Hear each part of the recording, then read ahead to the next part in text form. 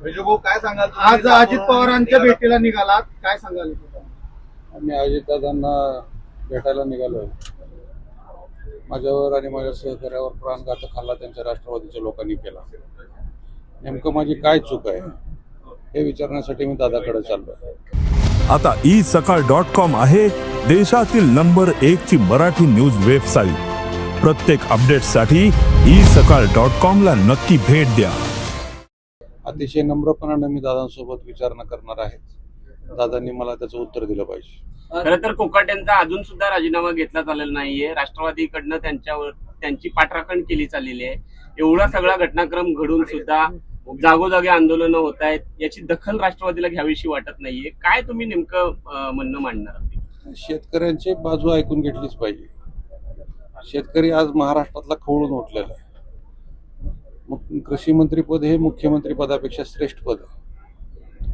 जगाचा पोशिंदा असलेला शेतकरी आणि त्या खात्याचं मंत्रीपद ज्या व्यक्तीकडे असतं तो किती संवेदनशील असला पाहिजे. त्याला त्याची गरिमा माहीतच नाही. सभागृहात पत्ते कधी खेळतो, बाहेर मीडियाला बोलताना म्हणतो शेतकरी हरामी शेतकरी आहे, ढेकळाचे पंचनामे करू का? अहो, तुम्ही एवढ्या महत्वाच्या पदावर बसल्याच्या नंतर असे वक्तव्य करत जर असाल तर आम्हाला तुमच्याकडून न्यायाची अपेक्षा नाही. शेतकरी महाराष्ट्रातला जगवा तर देश जगणार ही माझं म्हणणं आहे. अजित पवारांना भेटायला जात असताना आपल्याला पोलिसांनी जे आहे ते अडवणूक केलेली आहे. जागोजागी पोलीस अडवत आहेत, काय म्हणतात ते? ठीक आहे, सरकारचेच काम जर पोलिसांनी जर सरकारचं ऐकून काम करायचं असतं तर करावं. शेवटी महाराष्ट्रातला तमाम शेतकरी बांधव माझा बघत आहे.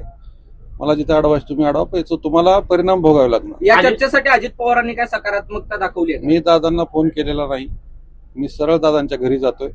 दादांनी माझं म्हणणं ऐकून घेतलं पाहिजे. आणि आम्हाला ज्या पद्धतीनं जीव मारण्याचा प्रयत्न केला त्या राष्ट्रवादीच्या लोकांनी, त्या लोकांनी का मारायचा प्रयत्न मारला आम्हाला, याचं मला फक्त दादांनी उत्तर सांग. मुख्य मागणी कुठली असणार आहे? दादांनी कृषी मंत्र्याचा राजीनामा घेतला पाहिजे. सुनील तटकरेंच्या कार्यक्रमामध्ये आम्ही त्यावेळेस निवेदन द्यायला गेलो. अर्ध्या तासानंतर लोक मला येऊन मारतात. हा कट सुनील तटकरेंनी रचलेला आहे. प्रदेशाध्यक्षाच्या सांगण्यावर तो कोण त्यांचा गुंडा आहे चव्हाण नावाचा, त्यांनी येऊन 30-40 टोळक्याने येऊन मला मारहाण केली. अशी मारहाण केली की माझा जीवही गेला असता त्याच्यात. आणि पोलिसांनी त्याच्यात किरकोळ कारवाई केली. किरकोळ पहाटे 3 वाजता तो चव्हाण येतो तिथं आणि त्यानंतर तिथे येऊन अर्ध्या तास 15-20 मिनिटात त्याला सोडून दिलं जातं. कुठला न्याय आहे? शेतकऱ्यांची पोरं मारायची आहेत का तुम्हाला? सांगा, तुम्ही शेतकऱ्यांची पोरं मारायची आहेत का? महाराष्ट्रातला शेतकरी रस्त्यावर उतरला ना त्या दिवशी तुमची ही सत्याची मस्ती जिरवून टाकते. डॉक्टरांनी आता तुम्ही निघालात मुंबईला, डॉक्टरांकडून काय काय सांगण्यात आले डोळ्याच्या बाबतीत? अजून काय डॉक्टरांनी सांगितलं होतं जाऊ नका, परंतु माझ्या पुढे पर्याय नव्हता. मी अन्याय सहन नाही करू शकत. हा हल्ला माझ्या एकट्यावर नाही, महाराष्ट्रातल्या तमाम शेतकऱ्यावरचा हल्ला आहे. मी मात्र निमित्त ठरलोय. मी फक्त निमित्त आहे. हा हल्ला शेतकऱ्यावर आहे. दादांनी या हल्ल्याचं मला उत्तर दिलं. अजितदादांनी जर भेट नाकारली तर पुढचं पाऊल मुख्यमंत्र्यांना भेटणार. मुख्यमंत्र्यांनी नाकारली तर राज्यपालांना भेटणार. वेळ घेतली तुम्ही राज्यपालांनी? जाऊन बसतो ना. वेळ घेत त्यांचा काय प्रोटोकॉल आहे त्या पद्धतीने मी वेळ घेईन तिथे जाऊन. मुंबई तर मला जवळ करणं आहे. आता तुळजापूरमध्ये पोलिसांनी अडवलं होतं, काय तिथं बोललं? पोलीस त्यांचं काम करतायत. ज्या पद्धतीनं लातूरमध्ये मारहाण झाल्याच्या नंतर राजकीय लोकांनी यांच्यावर दबाव आणला पोलिसावर, आमच्यावर गुन्हे दाखल